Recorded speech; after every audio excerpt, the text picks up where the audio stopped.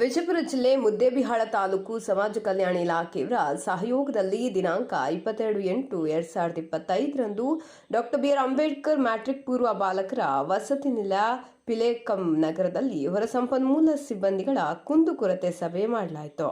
D V news Karnataka. ಮಾನ್ಯ ಸಹಾಯಕ ನಿರ್ದೇಶಕರು ಸಮಾಜ ಕಲ್ಯಾಣ ಇಲಾಖೆ ಮುದ್ದೇಬಿಹಾಳರ ಅಧ್ಯಕ್ಷತೆಯಲ್ಲಿ ಈ ಸಭೆಯನ್ನು ಆಯೋಜಿಸಿದೆ.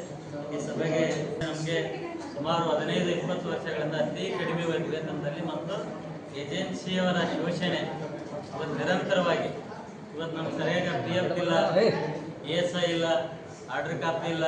ಇದ್ರ ಬಗ್ಗೆ ಸಾಕಷ್ಟು ಬಾರಿ ಸಂಬಂಧಪಟ್ಟ ತಾಲೂಕಾಧಿಕಾರಿಗಳು, ತಹಸೀಲ್ದಾರ್ ಆಗಿರ್ಬೋದು, DC ಅವರು, CS ಅವರಿಗೆ ಮತ್ತು ಸಚಿವರಿಗೆ ಕೂಡ ಅನೇಕ ಬಾರಿ ಮನವಿಯನ್ನು ಕೊಡ್ತಾ ಬಂದಿದ್ದು. ಸರ್ಕಾರ ಇಲ್ಲಿವರೆಗೆ ನಮ್ಮ ಕಾರ್ಮಿಕ ಇಲಾಖೆಯ ಸಚಿವರಾಗಿರ್ತಕ್ಕಂಥ ಸಂತೋಷ್ ಲಾಡ್ ಬೆಳಗಾವಿ ಅಧಿವೇಶನದಲ್ಲಿ ಕೂಡ ಸ್ವತಃ ಬಂದಿದ್ದು. ನಮಗೆ 2 ಬೇಡಿಕೆಗಳು. ಒಂದು, ಹೊರಗುತ್ತಿಗೆ ಅಂತಕ್ಕಂಥ ಜೀತ ಪದ್ಧತಿಯನ್ನು ಮುಕ್ತಿಗೊಳಿಸಬೇಕು. ನಮಗೆ ಕನಿಷ್ಠ ವೇತನ 31,000 ಕೊಡಬೇಕಂತೇಳಿ 2 ಬೇಡಿಕೆಯನ್ನು ಈಗಾಗಲೇ ಕಾರ್ಮಿಕ ಇಲಾಖೆ ಸಚಿವರಿಗೆ ಮನವಿ ಮಾಡಿದ್ವಿ. ಮತ್ತು ಎಲ್ಲ ಈ ರಾಜ್ಯದಲ್ಲಿರ್ತಕ್ಕಂಥ ಎಲ್ಲ ಜಿಲ್ಲೆಯಲ್ಲಿ ಕೂಡ ಏಜೆನ್ಸಿ ರದ್ದು ಮಾಡಿ ಬೀದರ್ ಮಾಡೆಲ್ ಆಗಿ ಎಲ್ಲ ಜಿಲ್ಲೆಗೆ ಕೂಡ ಸೊಸೈಟಿ ಮುಖಾಂತರ ವೇತನ ಕೊಡಬೇಕಂತೇಳಿ ಹೇಳಿದಾಗ ಮಾನ್ಯ ಸಚಿವರಿಗೆ ಈಗಾಗಲೇ ಆದೇಶವನ್ನು ಹೊರಡಿಸಿದ್ದಾರೆ. ನಾವು ಬಿಜಾಪುರದಲ್ಲಿ ಸುಮಾರು 17 ದಿನ ಅಹೋರಾತ್ರಿ ಧರಣಿಯನ್ನು ಕೂಡ ಮಾಡಿದ್ವಿ. ಮಾನ್ಯ ಇಂದಿನ ಜಿಲ್ಲಾಧಿಕಾರಿ ಟಿ ಗೋಪಾಲ್ ಅವರು ಒಂದು ಸಭೆ ಮಾಡಿ ಸೊಸೈಟಿ ಮಾಡ್ತಂತೇಳಿ ಭರವಸೆ ಕೊಟ್ಟಿದ್ದಾರೆ. ಆದರೆ ಇನ್ನೂ ಕೂಡ ಜಾರಿಯಾಗಿಲ್ಲ, ಕೂಡಲೇ ಜಾರಿ ಆಗಬೇಕು. ಮತ್ತು ಕಾರ್ಮಿಕ ಇಲಾಖೆಯಿಂದ 25,714 ರೂಪಾಯಿ ಏನು ಕರಡು ಸಮಿತಿಯವರು ಈಗಾಗಲೇ ಸರ್ಕಾರಕ್ಕೆ ವರದಿಯನ್ನು ಕೊಟ್ಟಿದ್ದಾರೆ. ಕೂಡಲೇ ನಮಗೆ 25,714 ರೂಪಾಯಿ ಜಾರಿ ಆಗಬೇಕು. ಮತ್ತು ಏಜೆನ್ಸಿ ರದ್ದಾಗಿ ಸೊಸೈಟಿ ಮುಖಾಂತರ ನಮಗೆ ವೇತನ ಕೊಡಬೇಕಂತೇಳಿ ನಮ್ಮ ಪ್ರಮುಖವಾದ ಬೇಡಿಕೆ ಇದೆ. ನಮಗೆ ವಾರಕ್ಕೊಂದು ರಜೆ ಕೊಡಬೇಕಂತೇಳಿ ಮಾನ್ಯ ಕಾರ್ಮಿಕ ಇಲಾಖೆ ಆಯುಕ್ತರ ಸಭೆ ಅಧ್ಯಕ್ಷತೆಯಲ್ಲಿ ಕೂಡ ಬೆಂಗಳೂರಲ್ಲಿ ಸಭೆ ಆಗಿದೆ.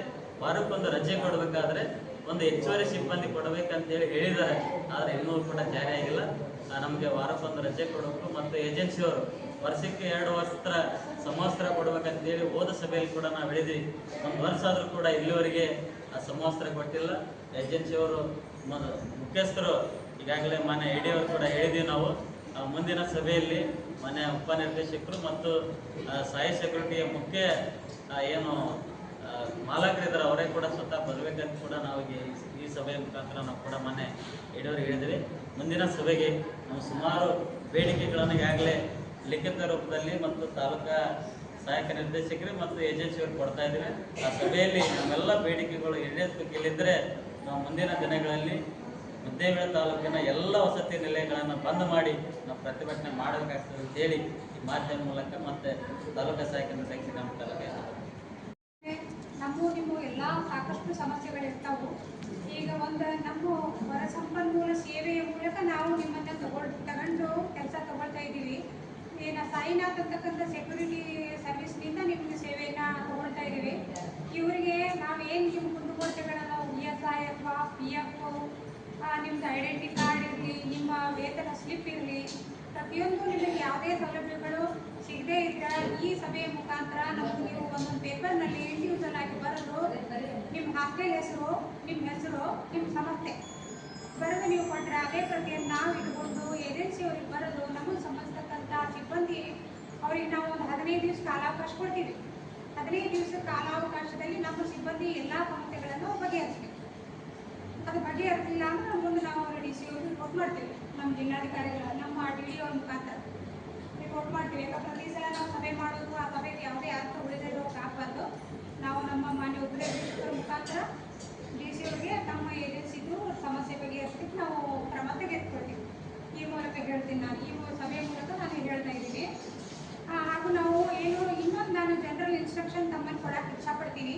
ನಾವು ನೀವೆಲ್ಲ ಸೇವೆ ಮಾಡ್ತಕ್ಕಂಥದ್ದು ಮಕ್ಕಳ ಸೇವೆ ಅಂದರೆ ದೇವರ ಸೇವೆ. ದೇವಾಲಯದೊಳಗೆ ದೇವರಿಗೆ ನಾವು ಬೇಕಾದಷ್ಟು ಪೂಜೆ ಮಾಡಿರಿ, ಅರ್ಚನೆ ಮಾಡಿರಿ, ಪ್ರಸಾದ ಮಾಡಿರಿ, ಸ್ವೀಕರಿಸುವುದಿಲ್ಲ ದೇವರು, ಬಟ್ ನಾವು ಸ್ವೀಕರಿಸ್ತೀವಿ. ಆದರೆ ಹಾಸ್ಟೆಲ್ನಲ್ಲಿ ಇರ್ತಕ್ಕಂಥ ಮಕ್ಕಳು ನಾವು ಪ್ರಸಾದ ರೀತಿಯಲ್ಲಿ ಸೇವೆ ಮಾಡಿ ಅವ್ರಿಗೆ ಬಡಿಸಿದ್ರೆ ಅವರು ನಮ್ಮ ಮುಂದಿನ ನಾಗರಿಕರು, ನಮ್ಮ ದೇಶವನ್ನು ನಡೆಸ್ತಕ್ಕಂಥ ನಾಗರಿಕರು. ಆ ಸೇವೆ ಮಾಡೋ ಸದಾವಕಾಶ ನಮ್ಗೆ ಐತಿ. ಅದಕ್ಕೆ ನಾವು ಯಾವ ರೀತಿ ಸೇವೆ ಸಲ್ಲಿಸಬೇಕನ್ನೋ ಕೆಲವೊಂದು ನಮ್ಮ ಕೈಪಿಡಿ ಪ್ರಕಾರ ಇನ್ಸ್ಟ್ರಕ್ಷನ್ಸ್ ಅದಾವು. ಆ ಇನ್ಸ್ಟ್ರಕ್ಷನ್ ತಮಗೆ ಒಂದೊಂದೇ ಹೇಳ್ತಾ ಹೋಗ್ತೀನಿ. ಆ ಪ್ರಕಾರ ನೀವು ಸೇವೆ ಸಲ್ಲಿಸಿದ್ರೆ ನಮ್ಮ ಇಲಾಖೆಗೆ ಒಳ್ಳೆಯ ಹೆಸರು ಬರ್ತೈತಿ. ಅದನ್ನು ನೀವು ಮಾಡ್ತಾ ಇದ್ದೀರಿ. ಈಗ ಆಲ್ರೆಡಿ ನೀವು ಪ್ರತಿದಿನ ಮಾಡ್ತಾ ಇದ್ದೀರಿ. ಅದನ್ನೇ ಯಾವ ಥರ ಸಿಸ್ಟಮೆಟಿಕ್ ಆಗಿ ಶಿಸ್ತುಬದ್ಧವಾಗಿ ಮಾಡ್ಕೊಂಡು ಹೋಗ್ಬೇಕು ಅನ್ನೋದನ್ನು ಈ ಮೂಲಕ ತಮಗೆ ಹೇಳ್ತೀವಿ. ಈ ಸಭೆಯ ಮೂಲಕ ನಾವು ಏನು ಮಾಡಬೇಕಪ್ಪ ಅಂತಂದ್ರೆ, ಈಗ ಹಾಸ್ಟೆಲ್ ಚಾಲು ಆಗ್ತೈತೆ. ಚಾಲು ಆದ ತಕ್ಷಣ ಜೂನ್ 1ರಿಂದ ಚಾಲು ಆಗುತ್ತೆ. ಚಾಲು ಆದ ತಕ್ಷಣ ನಾವೇನು ಮಾಡ್ತೀವಿ, ಎರಡು ತಿಂಗಳು ನಮ್ಮ ಹಾಸ್ಟೆಲ್ ಬಂದಿರ್ತೀವಿ. ನಾವು ಸಿಂಟೆಕ್ಸ್ ಕ್ಲೀನ್ ಮಾಡಬೇಕು, ಅಂಡರ್ಗ್ರೌಂಡ್ ಟ್ಯಾಂಕ್ ಕ್ಲೀನ್ ಮಾಡಬೇಕು, ಪ್ರತಿಯೊಂದು ಮೂಲೆಗಳನ್ನು ಸ್ವಚ್ಛಗೊಳಿಸ್ಬೇಕು. ಸ್ವಚ್ಛಗೊಳಿಸಿ ಏನು ಮಾಡಬೇಕು, ಒಬ್ಬರ ವಿದ್ಯಾರ್ಥಿ ಬರಲಿ, ಇಬ್ಬರ ವಿದ್ಯಾರ್ಥಿ ಬರಲಿ, ನಾವು ಹಾಸ್ಟೆಲ್ ಸ್ಟಾರ್ಟ್ ಮಾಡಬೇಕು. ಯಾಕೆ ಹಳ್ಳಿಯಿಂದ ಬರ್ತಕ್ಕಂಥ ಮಕ್ಕಳು ಶಿಕ್ಷಣದಿಂದ ವಂಚಿತರಾಗಬೇಕು. ಆ ಕೆಲಸ ನಿಮ್ಮ ನಿಲಯ ಪಾಲಕರು ಹಿಡ್ಕೊಂಡು ಅಡುಗೆ ಸಿಬ್ಬಂದಿಗಳು ಎಲ್ಲರಿಗೂ ಜವಾಬ್ದಾರಿ. ಆಮೇಲೆ ನಾವೇನು ಮಾಡ್ಬೇಕಪ್ಪ ಅಂದರೆ, ಬೆಳಗ್ಗೆ 6 ಗಂಟೆ ಕರ್ತವ್ಯಕ್ಕೆ ಬರ್ತೀವಿ. ಕರ್ತವ್ಯಕ್ಕೆ ಬಂದಾಗ ನಾವು ಶುಚಿರ್ಭೂತರಾಗಿ ಸ್ನಾನ ಮಾಡಿ, ನಮ್ಮದು ಉಗುರಾಗಲಿ, ನಮ್ಮ ತಲೆಯ ಕೂದಲಾಗಲಿ, ಇದರಿಂದ ಮಕ್ಕಳಿಗೆ ಯಾವುದೇ ರೀತಿಯ ಆರೋಗ್ಯಕ್ಕೆ ತೊಂದರೆ ಇಲ್ಲದಾಗೆ ನಾವು ನೋಡ್ಕೊಳ್ತೀವಿ. ಅದನ್ನು ಕೂಡ ನಾವು ಆಮೇಲೆ ಸ್ವಚ್ಛವಾಗಿ ನಾವು